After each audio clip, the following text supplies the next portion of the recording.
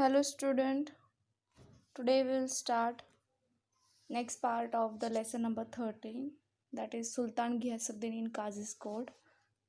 So when the officer went to the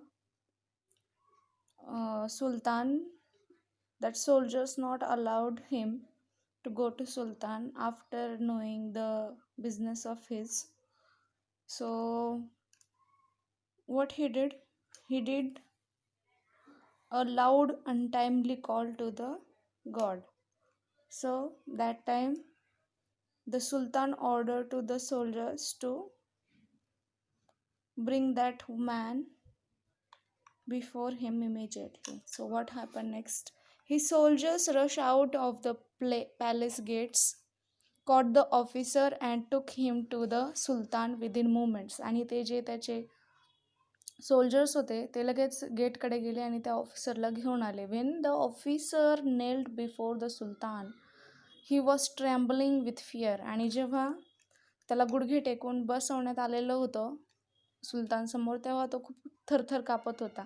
but he mustard all his courage and explain Y he had given the call for अजान.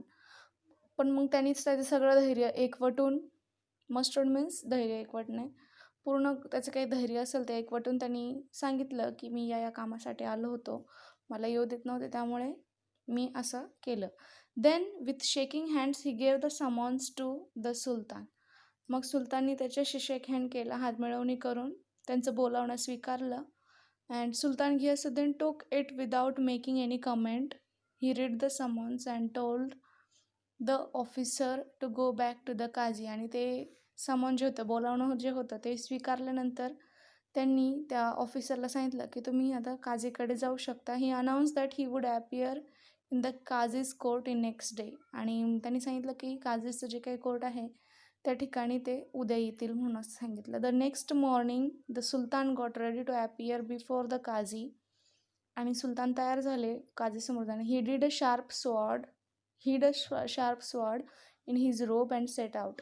आणि मग त्यांनी एकदम sharp तलवार जी आहे ती त्यांनी त्यांच्या झग्याला लावली, म्हणजे कमरेला लावतात झग्याच्या बाहेरून, अँड सेट आउट, आणि निघाले. The court room was packed with people. आणि त्या कोर्टरूममध्ये खूप सारे लोक म्हणजे बसलेले होते. Everyone was eager to see what would happen. आणि सगळेजणांना खूप उत्सुकता लागली की नेमकं आता काय होईल. The qazi entered and took his place on the high seat of honour. मग काझी आले आणि त्यांनी त्यांचे हाय सीट वरती स्थानापन्न झाले. In a little while sultan Ghiyasuddin enter the court room. आणि त्याच टायमिंगला सुलतान घियासुद्दीन पण कोर्टरूममध्ये आले. Everyone stood up to show respect to the sultan but the qazi he did not get up. सगळेजण उभे राहिले त्यांच्या रिस्पेक्ट म्हणून, पण काझी उभे राहिले नाही. The sultan stood in the docks and the trial began. Docks म्हणजे काय, तो पिंजरा असतो बघा न्यायालयामध्ये, आपण त्याला हिंदीमध्ये कडघरा म्हणतो. तर सुलतान त्या कडघऱ्यामध्ये उभे राहिले आणि त्यांची जी काय ट्रायल जी होती, म्हणजे सुनावणी जी होती, ती चालू झाली. The widow presented her complaint. The qazi took note of all the evidence and in a grave voice address the sultan. काझींनी सगळं काही नोट डाऊन करून घेतलं आणि मोठ्या आवाजात सुलतानांना सांगितलं, you are guilty of causing the death of the only son of this poor widow. तर तुम्ही दोषी आहात. त्या दोषाचं कारण आहे की हिचा जो एकुलता एक मुलगा होता त्याची डेथ झाली तुमच्या हातून. अकॉर्डिंग टू द लॉ, नियमानुसार, you must pay a fine for this offence. आणि ह्या गुन्ह्यासाठी, या दोषासाठी तुम्हाला काही फाईन भरावं लागेल. I order you to do that without delay. आणि मी तुम्हाला अशी ऑर्डर देतो की तुम्ही कसलाही विलंब न करता तो जो काही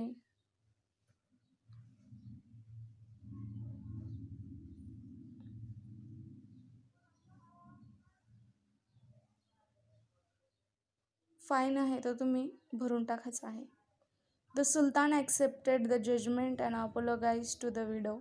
सुलताननी त्यांचं जे काही जजमेंट होतं ते ऐकून घेतलं आणि अपोलोगाइज म्हणजे क्षमा मागितली त्या विधवेची. He arrange to pay the fine immediately. आणि त्यांनी लगेच फाईन भरण्यासाठी अरेंजमेंट केली. The widow felt satisfied that the offence was brought home to the offender. आणि ती जी विधवा होती तिला पण समाधान वाटलं की गुन्हेगाराला त्यांच्या गुन्ह्याची शिक्षा मिळाली किंवा तो गुन्हा त्यांच्यावरती सिद्ध झाला. हे सगळं बघून तिला देखील चांगलं वाटलं, समाधानी वाटलं. When the case was over the qazi got up from his high seat of honour. जेव्हा केस संपली तेव्हा काझी उठले त्यांच्या जागेवरनं. रिस्पेक्टफुली ही बो टू द सुलतान. आणि मग ते सुलतान पुढे गेले, त्यांनी त्यांना नमन केलं. And requested him to take his seat. आणि त्यांनी रिक्वेस्ट केली की त्यांनी त्यांचं स्थान ग्रहण करावं. अशी त्यांनी, म्हणजे जेव्हा आपण एखाद्या गोष्टी किंवा लॉबद्दल आपण एखाद्या कामामध्ये प्रामाणिक असतो तेव्हा आपल्यासमोर कोण आहे याची दखलंदाजी म्हणजे न करता प्रामाणिकपणाने आणि नियमानुसार न्याय जर करत असेल तर तो व्यक्ती एक चांगलं काम करत असतो. आणि या ठिकाणी काझीने देखील तेच केलं आहे. खुद्द त्यांच्या राज्याचा सुलतान होता, तो समोर असताना देखील त्यांनी चांगल्या पद्धतीने न्याय केला आणि सुलतानचा जो काय आहे रिस्पेक्ट तोही कमी होऊ दिला नाही, म्हणजे दोन्ही बाजू व्यवस्थित सांभाळल्या. So this is the very great job. So this lesson is over here. Actually, it is not over.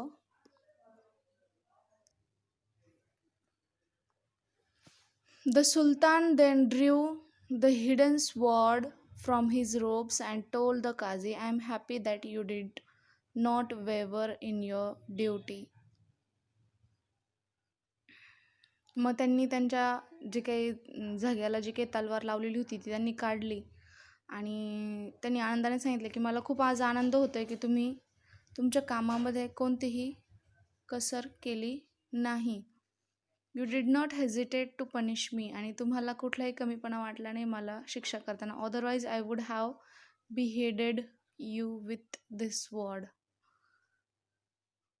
नाहीतर, आणि त्यामुळे मी तुम्हाला ही जी काही तलवार आहे ती तुम्हाला प्रदान करतोय. The qazi then put his hand under the cushion where the Sultan was seated and brought out a whip. He said, Your Majesty, I am happy because you obeyed the law. Otherwise, I would have whipped you in this court. The Sultan then got up and embraced the Qazi. Thank God, we both did our duty, he said. Everyone present in the courtroom praised the two great men. आणि त्यांना दोघांनाही खूप धन्य वाटलं एकमेकांचं काम व्यवस्थित केल्यामुळे. So here the lesson is over.